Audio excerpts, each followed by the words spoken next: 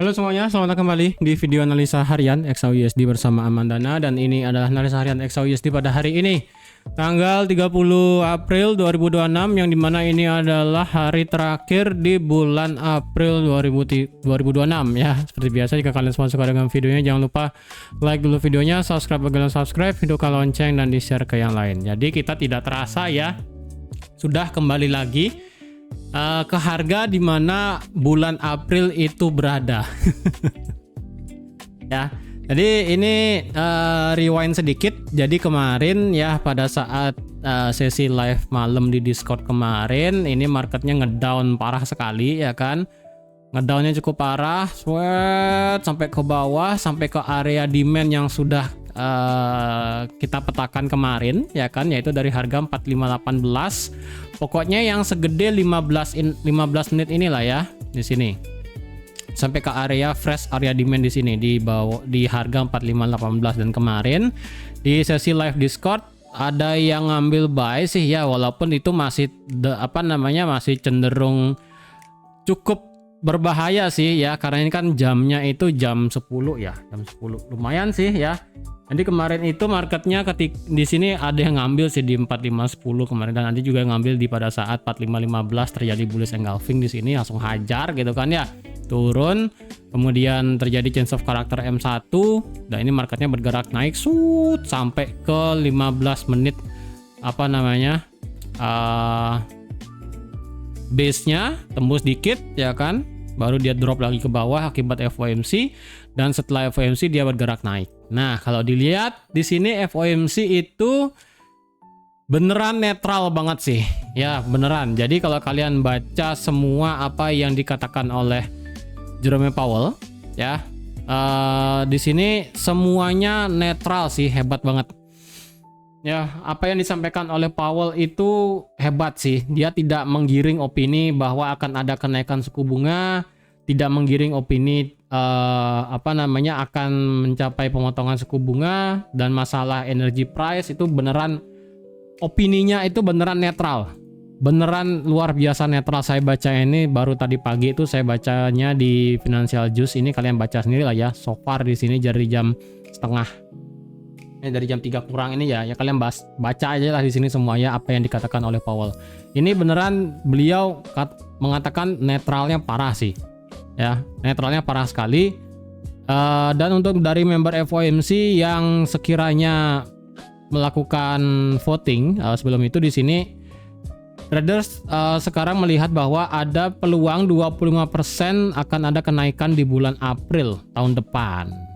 Ya, tahun depan itu bukan tahun ini ya. Jadi di sini beberapa member FOMC yang setuju untuk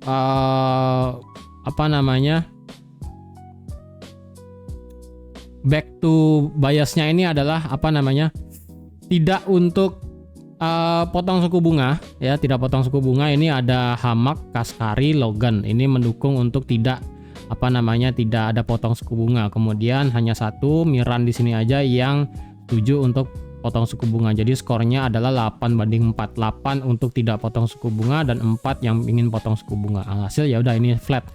Dan ini kalau dibilang berarti 50% win ya, karena kan 8-4. Dan dari Powell sendiri sekali lagi ini beneran beliau mengatakannya hebat sih ya. Saya jujur katakan beliau itu hebat, mengatakannya adalah luar biasa netral, wait and see. Tidak bilang apapun itu ingin rate hike, tidak bilang apapun potong suku bunga, tidak seperti kayak di Maret kemarin. Kalau Maret kemarin kan beliau itu wah itu luar biasa ya, makanya kalian setelah FOMC hari Rabu, Kamisnya ini langsung ke bawah kencang sekali. Ya, jadi setelah FOMC itu marketnya langsung reaktif sekali. Ya, setelah FOMC, mana FOMC di hari Kamis ya. Ntar, ini Kamis pagi ya kan.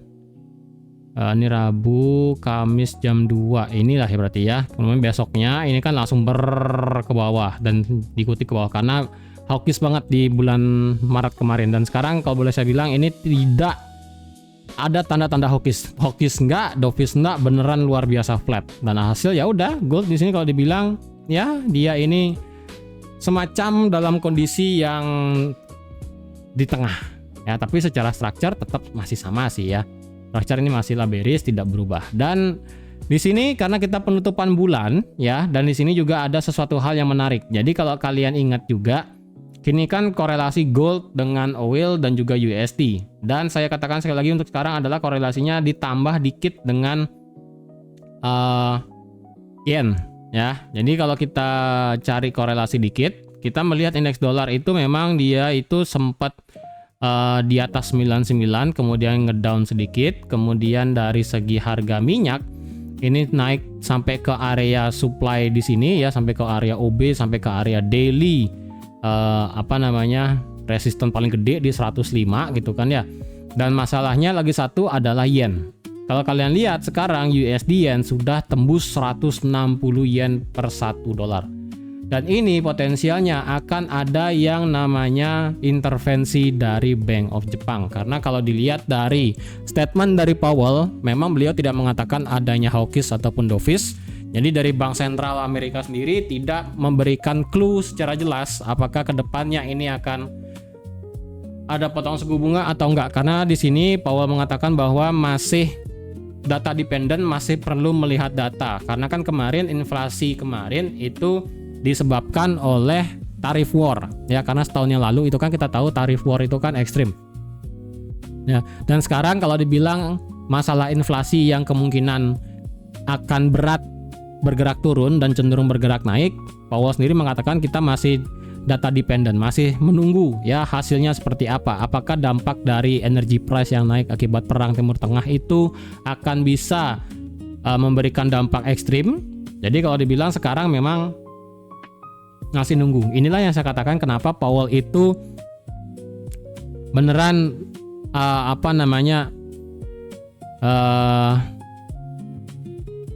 flatnya luar biasa. Apalagi beliau di sini kan menjabat sudah kalau nggak salah 6 tahun ya, dari 2018, 18, 19, 18, 19, 20, 21, 22, 23, 24, 25, 26, sorry 9 tahun ya. 9 tahun ini sudah Jerome Powell menjabat sebagai ketua Federal Reserve dan akan digantikan sama Kevin Warsh itu bulan Mei kalau nggak salah ya. Coba ya, ada nggak? June mana dia nih ya? Ya di sini ya. Jadi akan ada kepemimpinan baru untuk di bulan Juni ya, di bulan Juni sih.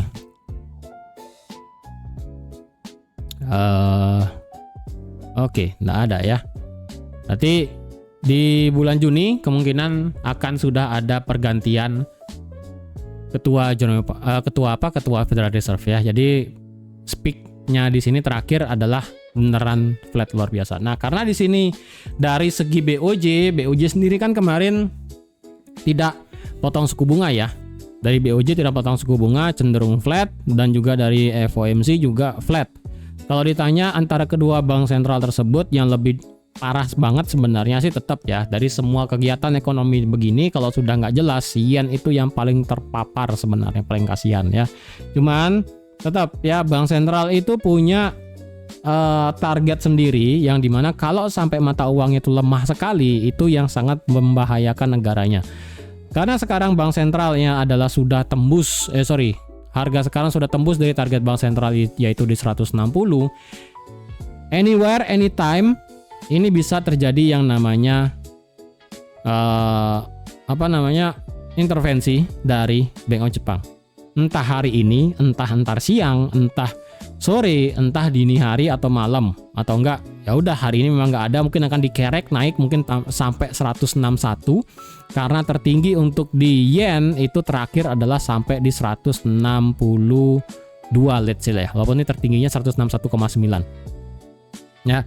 Jadi nggak tahu, ini pokoknya ini sudah memasuki radar warning dari Bank of Japan. Jadi hubungannya kenapa dengan gold adalah kalau Bank of Japan sendiri adalah mengeluarkan statement intervensi, otomatis kan Jepang itu akan melepas bond atau enggak melepas bond atau enggak obligasi dari Amerika, surat utangnya, untuk membuyback mata uangnya sendiri, yaitu mata uangnya yen. Alhasil kalau bondnya Amerika itu dijual ya kan sama Bank of Jepang untuk menjual USD, otomatis USD-nya kan akan berdampak ya secara tidak langsung ini ya, karena aktivitas dari Bank Sentral Jepang.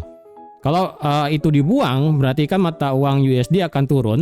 Jadi kalau mata uang USD-nya turun, ya berarti korelasi antara gold dan USD ya juga akan masih berpengaruh gitu ya. Jadi hati-hati aja nih ya. Jadi tiba-tiba nih marketnya bisa nge-spike, marketnya bisa anything ya kan, karena dari faktor Bank Jepang itu bisa terjadi. Oke, itu bisa terjadi. Nah, sekarang kita sudah memasuki bulan April, di penghujung bulan April ya. Jadi kalau dilihat kita ini beneran memasuki kemungkinan akan terjadi yang namanya ekstrim volatilitas ke depannya di bulan Mei ke depan, atau mungkin justru malah flat. Ya ini masih tanda tanya ya. Intinya sekarang dari Jepang potensi terjadi intervensi karena sudah 160 yen. Kemudian dari segi FOMC tidak memberikan agenda, tidak memberikan guidance yang clear tentang kedepannya FOMC mau ngapain. Apakah potong suku bunga atau enggak. Jadi agak berat sebelah ya. Dilihat dari mata uang yennya sudah terlalu lemah 160, potensi intervensi. Tapi dari segi FOMC tidak pengen ada entah hawkish atau dovish, potong suku bunga atau naikin suku bunga, nggak ada, beneran flat. Jadi USD sekarang ditahan untuk tidak turun, tidak naik, beneran ditahan flat. Ya, jadi kalau memang nanti ke depannya BOJ intervensi, berarti ini bisa langsung nge-reverse USD index itu sendiri. XAUUSD juga akan diuntungkan untuk bergerakan naik. Oke, ini kapan aja bisa terjadi. Oke, dan apalagi juga kita mendapatkan berita geopolitik ya, masalah Amerika dan Iran ini masih belum jelas. Bahkan terakhir itu Trump ada ingin menginisiasi, mana dia ya, adanya perang drone sih, drone warfare kalau nggak salah ya. Mana dia nih?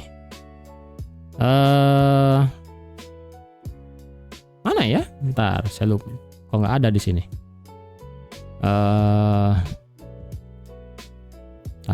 Oh ini juga ya, sebentar.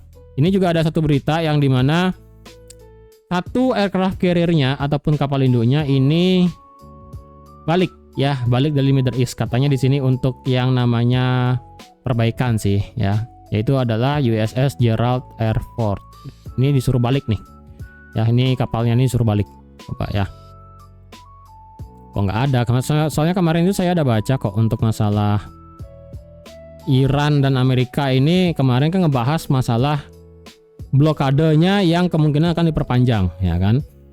Kemudian dari segi perangnya sendiri katanya bersiap untuk masalah perang pakai drone katanya ya kan, drone warfare. Cuman mana dia nih ya. Untuk masalah Putin dengan Trump itu ya masih begitu-gitu aja lah ya.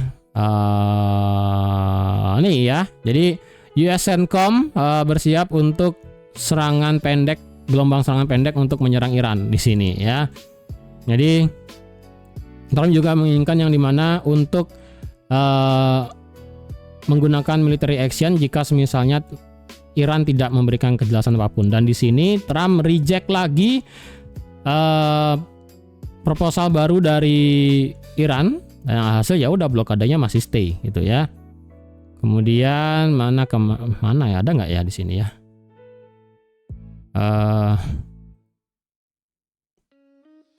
Nah ini ya. Jadi di sini Pentagon, yang dimana Pentagon memberikan komando untuk peperangan drone warfare. Ini kemungkinan bakal ada drone saling tembak sih, entah ya, nggak tahu kapan.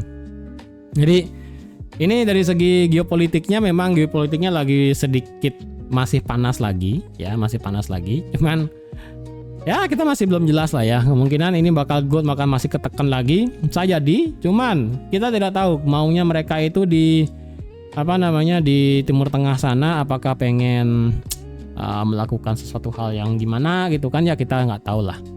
Oke. Nah, di sini kita analisakan analisakan ulang ya.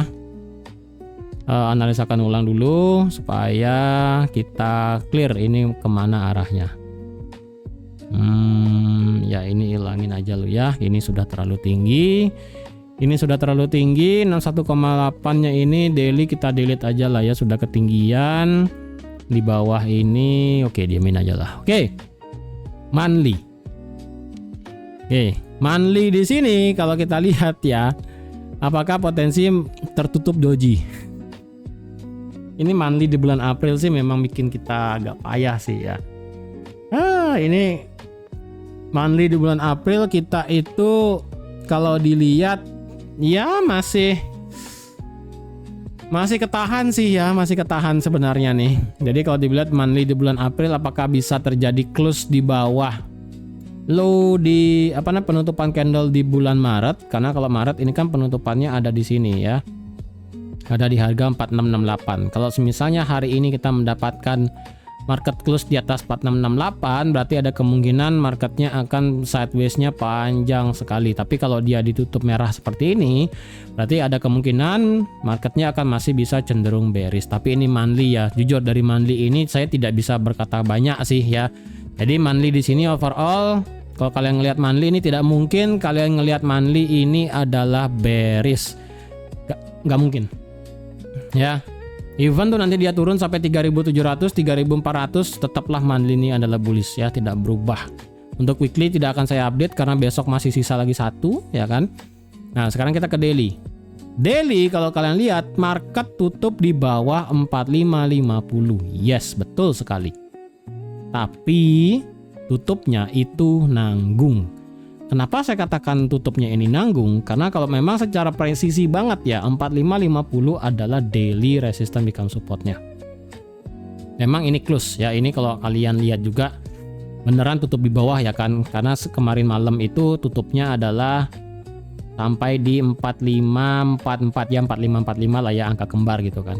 Ini memang potensi yang namanya terjadi breakout ke bawah dan untuk bisa melanjutkan penurunan ke bawah. Tetapi kalau kalian ngeh dengan kondisi kemarin pada saat di akhir April ya kan, ini sebenarnya kita juga mendapatkan tembok yang lumayan sebenarnya, area yang cukup bisa dijadikan zona untuk pertahanan yang lebih manjur sih sebenarnya ya. Tapi kalau boleh saya pakai adalah pakai line chart sih sebenarnya. Kalau kita pakai line chart, itu kita mendapatkan sebenarnya adalah harga itu kalau mau tutup wajib ada di bawah 4530 plus di bawah 4505. Sebenarnya ini adalah market yang seharusnya di respect sama market. Kalau semisalnya ya ini marketnya potensi untuk yang namanya lanjut drop ke bawah sampai bodoh jauh sekali ke bawah ya. Ini bisa seperti ini. Oke, jadi kalau dilihat dari segi line chart sendiri, ini marketnya kan masih terbang tinggi banget ya. Dan kalau semisalnya ya, sekali lagi, kalau semisalnya seperti yang saya katakan kemarin, ini adalah bottomnya. Bottom yang dimana kemungkinan marketnya akan ngegas naik, ngedriver naik, kena di sini 49 sampai 5.000 baru dia akan drop ke bawah kayak begini. Jika semisalnya ini adalah bottom ya, kalau ditarik menggunakan VIB dari sini, ini versi line chart loh ya, dari sini sampai sini, ini sebenarnya marketnya kena 61,8 dari swing dari swing dari paling bawah di sini ya sampai paling atas di sini. Kalau memang ini adalah bottomnya ya kan, karena ini masih jujur saya masih agak ambigu juga apakah sudah bersiap drop atau belum. Oke, memang dari segi candlestick ya ini 4550 sudah tembus ya, jujur ini 4550 sudah tembus di sini tuh ya. Kita pakai pucuknya aja lah ya, tuh 4550 tembus. Cuma kalau versi dari kejadian yang sudah di bulan April kemarin, ini kan harganya selalu reject ya kan, reject di area ini. Jadi setebal ini sih sebenarnya kalau boleh ya. Nah, sebesar ini adalah area pertahanannya untuk di resistance become supportnya sebenarnya. Lebih aman kalau mau cari beneran ini marketnya sudah mau lepas landas ke bawah 4.500 sih. Memang 4540 itu sudah menjadi indikasi ya. Sudah menjadi indikasi bahwa marketnya akan potensial breakout ke bawah, lebih lanjut ke bawah ya kan. Entah mungkin hari ini, besok, minggu depan, 2 minggu, sebulan ke depan baru dia akan break, nggak tahu. Intinya 4550 sudah di break berdasarkan candlestick ya. Yang penting ini sudah menjadi sinyal ya bahwa ke depannya ini bakal drop ke bawah. Tapi untuk beneran lepas landas ke bawah, saya boleh bilang update-nya adalah di bawah kotak ungu di sini. Selama dia tidak break di bawah kotak ungu di sini, ya, menurut saya ini belum bisa dikatakan lepas landas ke bawah. Kalau mau lebih amannya adalah di bawah 4.500. Kalau dia sudah tembus di bawah 4.500, wah ini baru akan ke bawah sampai 4.000 sih. Kembali kita ke 4.000 di sini. Atau enggak ya 4.300, 4.200 sampai low di sinilah 4.100. Oke. Kalau mau cari lebih aman ya, memang ini sudah sinyal. Ini sinyal bakal bisa ke bawah memang. Untuk lebih pastinya, tunggu di bawah 4,5. Sudah di bawah 4,5, ini bakal bisa menjadi swing cukup jauh ke bawah. Oke, karena sekali lagi ini saya masih worry dengan area sebelumnya. Apakah ini akan menjadi pijakan untuk dia terbang naik? Atau ini akan menjadi memang sinyal terakhir untuk dia break di bawah 4,5 sebelum lanjut sampai 4.000 ke bawah. Ya, jadi harap diingat itu. Memang 4550 kita sudah break. Jadi harap diingat itu sinyalnya. Ya, dan sekarang di daily kita mendapatkan the one and only bearish fair value gap. Dan kalau digabung juga di sini sebenarnya ada BPR-nya. Awalnya di sini adalah bullish, oke. Kemudian di sini ada yang namanya sebentar. Ini awalnya adalah fair value gap, ya kan, berubah menjadi inverse fair value gap. Kemudian di sini ada yang namanya bearish fair value gap. Oke, ya. Mana dia nih? Nih ya. Nah, sekarang kalau kita ukur antara besar daily fair value gap bullish sebelumnya di sini dan besaran dari bearish fair value gap di sini, kalau kita cari tengahnya ya, kita pakai kasat mata aja ya kan. Antara besaran di sini, tengah di sini, dan juga tengahnya di sini, berarti kisarannya adalah dari 4630 sampai 4640, 100 pip ya. Berarti di sini kita ada satu BPR. Ya, ini BPR-nya berarti pas juga kena di sini, agak ke kirinya juga ada kecil di sini ya. Berarti dari 4630 sampai 4640. Ya, sekarang sinilah ya. Jadi ini bisa menjadi area BPR-nya. Walaupun secara teori BPR-nya itu adalah, ntar kok tidak ada di sini. Oh ya, ini saya pakai garis ya, lupa saya ini. Ya, sorry. Di sini ya. Ini adalah BPR-nya berarti. Set. Kalau mau cari tengah mungkin 4635. Ini adalah BPR-nya. Oke. Berarti di sini karena ada inverse fair value gap, kemudian sini ada fair value gap daily, bearish, ini bullish, ini bearish, di tengahnya mungkin 4635 ya kan, itu adalah BPR-nya. Oke, karena sekali lagi kita mendapatkan the one and only bearish bearish fair value gap ada di sini ya, dari rentang harga 4667 sampai 4610. Oke. Dan ingat kita ada kita ada inverse fair value gap di sini, yaitu dari harga 4580 sampai 4660. Ya. Nah, karena kita BPR-nya ini di tengah-tengah, nanti kita akan cek. Oke, dari segi daily indikator mengatakan bahwa stokastiknya ini bukan masuk sih. Belum masuk full ke dalam zona oversold. Ya, belum full banget. Dia baru nyentuh dindingnya doang ya, yaitu di harga 22 dan 17. Bukan harga sih, angka ya, 22 dan 17. Kemudian dari segi RSI sempat drop di bawah 40 tapi sekarang berusaha nge-spike lagi naik. Nah, ini sebenarnya dorongan ke bawah ini lumayan ya, walaupun secara momentumnya di sini dari segi daily-nya itu masih belum ketara banget. Oke. Dari segi daily ini masih berusaha, apakah ini hanya sekedar retracement atau ini memang adalah sudah selesai untuk melanjutkan bearish. Dan kalau dicari ya, tadi kan versi line chart tuh, dan kalau dicari dari versi candlestick dari ujung sini sampai ujung di sini, ini sebenarnya juga melewati 38,2 sih. Ya, tapi lebih make sense sih sebenarnya pakai pakai line chart tadi ya. Karena kalau pakai line chart tadi itu adalah low-nya ada di sini ya kan, dengan high-nya ada di sini. Ini sudah kena 61,8. Oke. Jadi ini pertahanan ya sekarang ya, sekali lagi nih ya, ini pertahanan sekarang nih. Ini 4500 dan 4505. Bentar nanti saya cari deh ya. Nah, ini saya delete aja lah ya. Ini saya delete 4529, saya delete 4531. Ini saya diemin aja deh ya. Kemudian kita ke H4. Nah, H4, wih. Oke. H4 ini sekarang oke ya, ini ada sedikit hal yang lucu. Kemarin saya infokan bahwa market di sini adalah secara Fibonacci itu tidak masuk yang namanya adalah retracement. Versi H4 dia tidak masuk. Oke. Kemudian versi H1 juga sama tidak masuk, hampir sih 38,2. Oke. Dan kemudian marketnya ngedown ke bawah. Dropnya itu sampai ngambil yang di sini ya kan, 15 menitnya di sini. Nah, ini saya hapus dulu ya. Ingat ini daily ya, kotak ungu ini daily. Jadi karena saya mau delete juga karena tidak mau terlalu banyak ada garis ya kan. Kemudian di sini 4500, 4505. Oke. Ya. Dan di sini potensi terjadi bullish divergence sih. Kalau dilihat versi H4 sih RSI-nya tidak ketara sih terjadi bullish divergence ya. Karena kalau dilihat dari segi RSI-nya ini tuh ya, ini dia ngebuat low yang lebih rendah sih.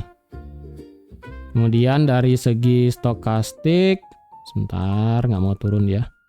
Kemudian dari segi stokastiknya potensi bullish divergence-nya ada ya kan. Ini kan low-nya paling rendah di sini nih, yang ada di angka 11. Dan di sini dia nge-cross-nya di angka 13. Jadi kan ini lebih tinggi dikit ya. Lebih tinggi dikit ya kan. Jadi ini potensi yang namanya bullish divergence.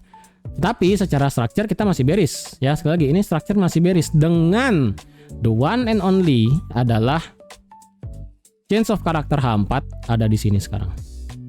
Oke. H4 ini adalah pergerakannya low, lower high, dan lower low ya. Change of character ada di sini dan sekarang ini marketnya sedang meretest the one and only H4 bearish fair value gap dan H4 order blocknya sini. Gabung lah ya tuh. Oke. Jadi sekarang marketnya sedang melakukan tes dari area ini, apakah akan terjadi drop selanjutnya untuk membuat low lebih rendah lagi, maybe ya kan. Jadi di sini kalau dilihat mungkin aja marketnya bisa terjadi penurunan, tapi tidak untuk kemungkinan ini juga bisa lanjut naik untuk change of character tuh juga bisa, karena tadi kan potensi bullish divergence ya kan. Jadi kalau ada yang mau cari sell, sebenarnya sekarang di sini kesempatan terakhir, karena market tidak boleh break di atas high 4610. Karena kalau dia sampai break di atas 4610, well, memang secara daily fair value gap kita ketemunya di sini ya kan, di atas 4610 ketemu daily fair value gap, dan di atasnya lagi dikit kita ketemu BPR. Jadi di atas 4610 itu kan kita ketemu bearish fair value gap nih. Ya kan? Nih ya. Ini saya buka lagi dah. Nih ya, fair value gap di situ. Dan kalau kita bawa ke H4, ini kan berarti startnya itu dari change of character. Dan di atasnya lagi dikit itu kita ada lagi satu H4 fair value gapnya, ya kan. Jadi kalau dilihat ya, kemungkinan kalau dilihat dari sini ya memang kita perlu berita seperti apa sih sebenarnya ya, apa yang menyebabkan market sebenarnya.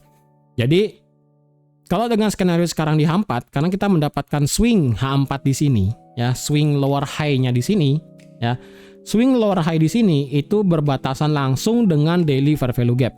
Karena H4 dan daily ini adalah dua time frame yang cukup besar, ya. Jadi kita perlu secara make sense alasannya kenapa dia naik. Apakah bakal terjadi beneran change of character dengan body candle close atau hanya ekor doang? Karena kalau cuma ekor doang berarti yang menang adalah nanti daily fair value gap. Karena kalau nanti dia membuat ekor doang ya, naik ke atas tapi dia gagal ke atas, gagal break seperti ini dan justru dia ke bawah kayak begini, berarti yang menang adalah daily fair value gap-nya. Jadi dengan demikian, kenaikan H4 dengan melakukan change of character itu justru bisa menjadi inducement untuk melanjutkan ke bawah. Oke. Jadi ini kepastiannya kita tinggal tunggu aja yang mana yang menang. Entah mungkin dia didorong oleh berita positif atau mungkin pada saat dia kena daily fair value gap ada berita negatif tiba-tiba langsung keluar. Akhirnya dia ngedown ke bawah. Ya, bisa juga kayak begitu. Oke. Jadi ini berbatasan langsung ya. Swing H4 change of character langsung berbatasan dengan daily fair value gap. BPR-nya memang di sini sih di 4635 di sini sih kalau dilihat kayaknya BPR-nya ini liquidity ya. Ternyata BPR-nya ini adalah liquidity di time frame 15 menit. Nah, make sense lah ya. Jadi kemungkinan marketnya akan ngejar liquidity sampai sini, mungkin aja. Tapi itu nanti kita lihat ya. Jadi intinya H4 sekarang ya, ini sedang melakukan retest dari order blocknya, dan retest juga dari the one and only paling dekat bearish fair value gap-nya. Kalau ini gagal, berarti ya udah marketnya akan cenderung naik lagi untuk melakukan change of character di atas. Kalau demikian, berarti apakah kita sudah telat untuk open buy-nya? Ya, kalau dibilang kita pengen buy, ya masalahnya strukturnya H4 ini masih bearish, mau diapain dong? Roadmap kita masih belum berubah ya kan, daily bearish, H4 masih bearish selama dia tidak break di atas 4610, ya kan? H1 nah sama, H1 pun juga bearish. Jadi H1 swing dan H4 swing ini sama. Ya. Kalau kemarin ini kan agak sedikit beda ya kan, H1 swing dan H4 swing. Jadi sekarang H4 dan H1 ini sama geraknya ya.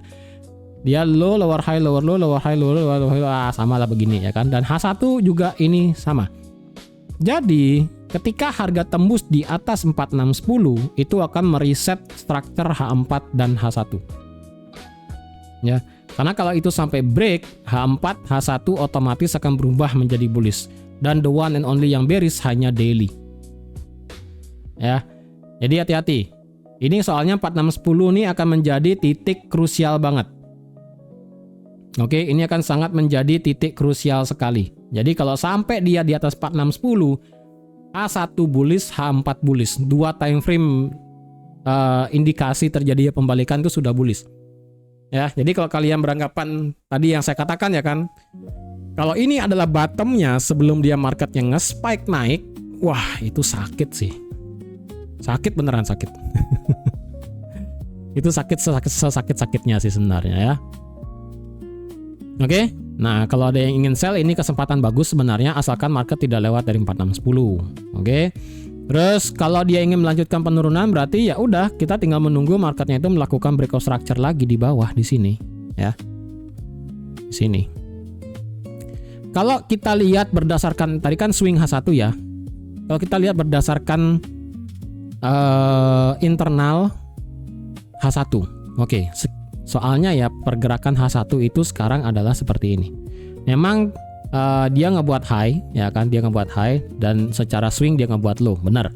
Cuman kalau kita lihat lebih presisi, oke, di sini marketnya sudah melakukan boss kemarin pada saat sesi live. Ya, sesi live marketnya boss. Bossnya itu di satu candle ini. Nih ya, satu candlenya ini. Ketika dia boss, dia kan reject nih karena cuma ekor doang. Reject.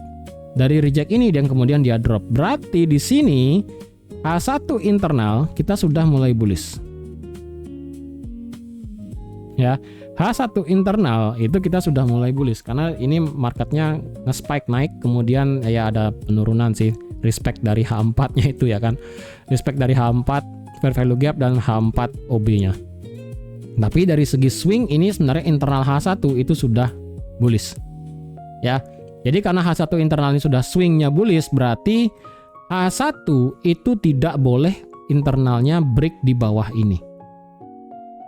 Oke. Apapun penurunan dari H4 akibat ini, market tidak boleh turun di bawah 4518 kalau ini ingin mengindikasi H1 sudah mulai bullish lagi. Karena H1 internalnya itu pergerakannya seperti ini. Low, lower high, ya kan? Dan dia ngebuat lower low. Kan di sini berarti breakout structure lagi ya kan. Ketika dia naik ya kan, ketika dia naik high, low, high, ini kan sudah change of character di sini. Ketika sudah terjadi change of character, berarti kan H1-nya sudah begini geraknya. High, low, high. Adapun penurunan nanti ini ke depannya, selama dia tidak break di bawah 4520, kalian ngide untuk ambil buy counter ya, dengan mengharapkan terjadinya change of character di time frame besar H4 dan H1 swing. Ya, kalian siapkan iman dan mentalnya sih ya. Karena kalau memang beranggapan ini bisa naik ke atas, well, silakan. Kalau misalnya masih ragu-ragu dan ingin menunggu supaya pasti di atas 4610, lebih baik seperti itu. Kalau ditanya saya lebih prefer kemana? Karena sekarang H4-nya ini kalau dibilang awalnya dia kejebak di 4540, ya kan? Drop, tapi H4-nya ini muter balik lagi di atas 4540. Jadi menurut saya ini 4540 ya menjadi fake out. Saya pribadi berarti melihatnya adalah ini potensi untuk naik.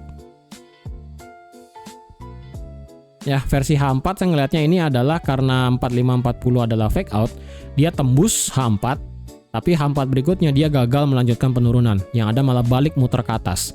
Kemudian next H4-nya justru doji dan close di atas 4540.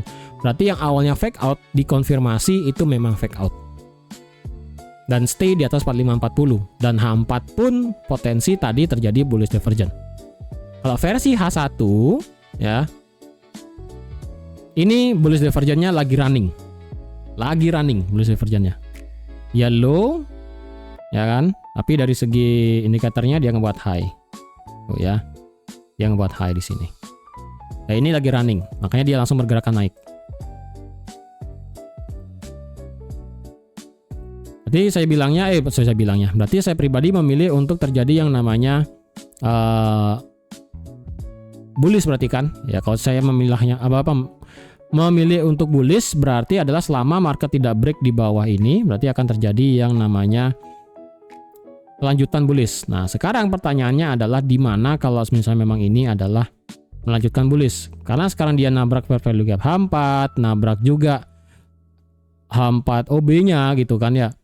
Kalau dia memang turun dan tidak sampai break di bawah 4518, ya udah tinggal ukur pakai Fibo aja. Dari sini sampai mungkin titik 0 di sini. Ya.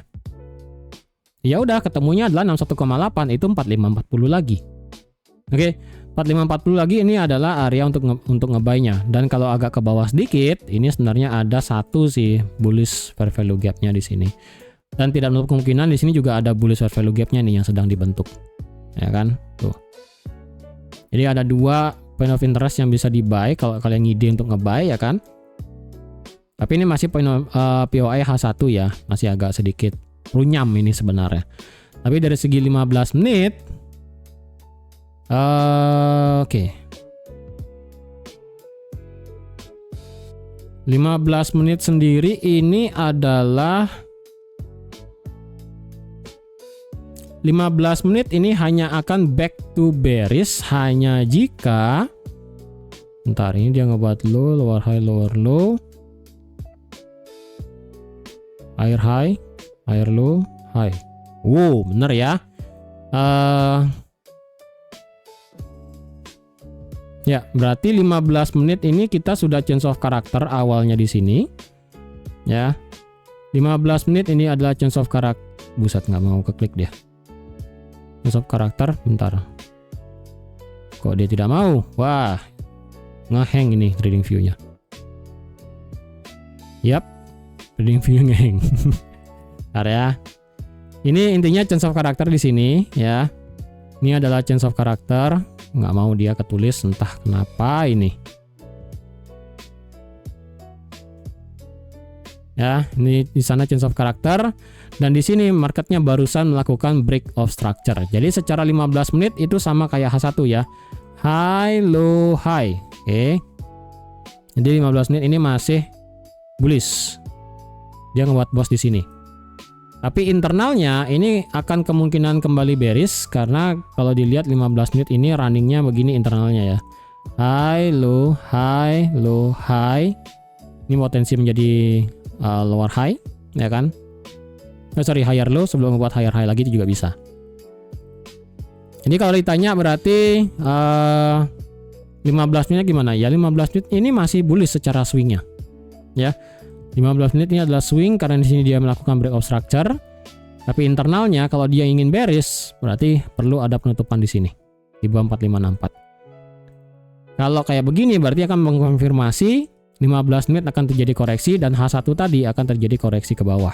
Mungkin dia akan berhenti sampai tadi akan 4540, 4550 dulu. Baru dia muter ke atas lagi bisa jadi. ya. Bisa kayak begini. Terus kalau mau ngambil buy berarti di mana yang bagus kalau kayak gitu ceritanya. Kalau mau ambil buy yang bagus ya, wah ini sih agak jelek ya. Paling bagus sih sebenarnya di sini nih, 5 menitnya nih bagus nih. Di sini sih ya, di 4544 4539. Ini sih bagus untuk ngebuy nanti ya. Kalau di tengah-tengah ini 4550 sih kurang sih. Ya base sih oke lah ya. Ini base 15 menit ini mungkin oke lah ya. Jadi antara dua inilah ya kalau dia turun beneran. Tunggu di sini kalau kalian ingin pengen ngebuy, dan tunggu di sini next target selanjutnya. Kalau kalian pengen ngebuy ya kan. Kalau kalian ingin nge-sell ya udah tunggu di sini, tunggu dia putar balik gitu kan. Gitu sih ya. Dan ingat juga kita penutupan monthly ya. Entah ini saya sih nggak peduli penutupan monthly di mana, soalnya ini masih terlalu jauh soalnya. Oke. Jadi saya rasa sekian dulu ya untuk analisa XAUSD pada hari ini, dan sekaligus besok tanggal 1 Mei itu kan hari buruh ya, berarti libur ya. Nanti besok tidak ada tidak ada analisa, dan untuk nanti malam kita lanjut di Discord lagi ya, karena nanti akan ada berita GDP ya di sini. GDP dan Core PCE, dan juga ada tingkat pengangguran mingguan seperti biasa. Dan untuk besok itu banyak bank libur ya, Cina libur, Swiss libur, Euro libur ya, karena ini Labor Day sih kalau nggak salah. Bukan ya? Oh bukan Labor Day ternyata. Tapi Cina bener Labor Day. Besok tuh cuma ISM Manufacturing dan ISM Manufacturing Price. Itu masih untuk besok ya. Jadi untuk hari ini merupakan berita penting nanti malam ya, karena ada GDP. Ini advance GDP untuk kuartal 1 2026, kemudian Core PCE, dan juga ada tingkat pengangguran mingguan seperti biasa. Oke, jadi saya rasa sekian dulu untuk analisa XAUSD pada hari ini. Adapun pertanyaan yang kalian tanyakan bisa langsung tanyakan di Discord ya, dan untuk live nanti malam seperti biasa jam 9 malam WITA ya. Jadi sekian dulu untuk hari ini. Terima kasih dan sampai jumpa lagi di analisa harian XAUSD minggu depan untuk di bulan Mei 2026. Bye bye.